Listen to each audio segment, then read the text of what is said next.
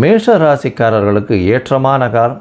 சனி பகவானுடைய மாற்றம், அதாவது வக்கர நிவர்த்தி, தொழிலில் அபிவிருத்தியை கொடுக்கக்கூடிய காலகட்டமாக அமைகிறது. மூத்த சகோதர சகோதரிகளோடு சிறு சிறு மனக்கசப்புகள் இருக்கக்கூடிய வாய்ப்புகள்.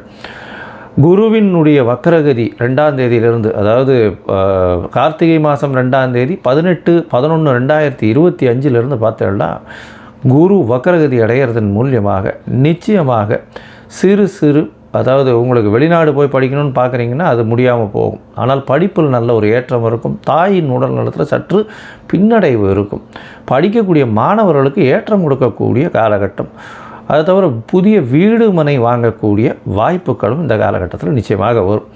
திருமண பாக்கியம் கைகூடும். ஏன்னா சமசப்தமத்தில் சுக்கிர பகவான் புதனும் இருக்கார், சுக்கிரனும் புதனும் இருக்கார். சுக்கிரன் வந்து ஒரு 10 நாள் இருக்கார், புதன் ஒரு 20 நாள் இருக்கார். இந்த காலகட்டத்தில் நிச்சயமாக கல்யாணம் பாக்கியங்கள் வரக்கூடிய வாய்ப்பு. ஏன்னா குரு வந்து உங்களுடைய ராசிநாதனையும் பார்க்குறார். நல்ல ஒரு ஏற்றம். உங்களுடைய ராசிநாதன் ஒரு 20 நாளைக்கு, அதாவது 6/12/2025 வரலும் 8ஆம் இடத்துல மறைஞ்சிருந்தாலும் குரு பார்வையில் இருக்கிறது விசேஷம். அது தவிர பார்த்தாலேயானால் 9ஆம் இடத்துக்கு வந்து செவ்வாய் போகிறார். எப்போ அப்படின்னா 6/12/2025 குருவினுடைய வீட்டுக்கு போகிறார்.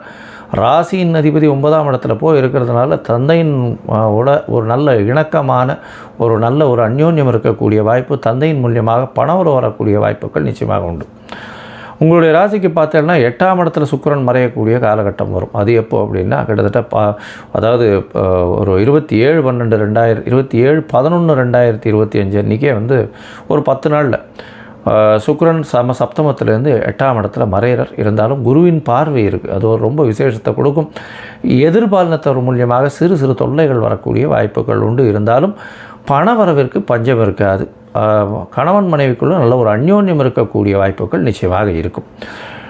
இந்த காலகட்டத்தில் உங்களுக்கு சில நாட்கள் தள்ளி வைக்கிறது நல்லதுன்னு சொல்கிறோம். அந்த சில நாட்கள் சந்திராஷ்டம நாட்கள்னு சொல்கிறோம். இந்த சந்திராஷ்டம நாட்களில் பார்த்தாலேயானால், அதாவது 20/11/2025 22/11/2025 வரலும் உண்டான நாட்கள் சந்திராஷ்டம நாட்கள். இந்த சந்திராஷ்டம நாட்களில் புதிய முயற்சி வேண்டாம், வெளியூர் வெளிமாநில பிரயாணம் வேண்டாம்.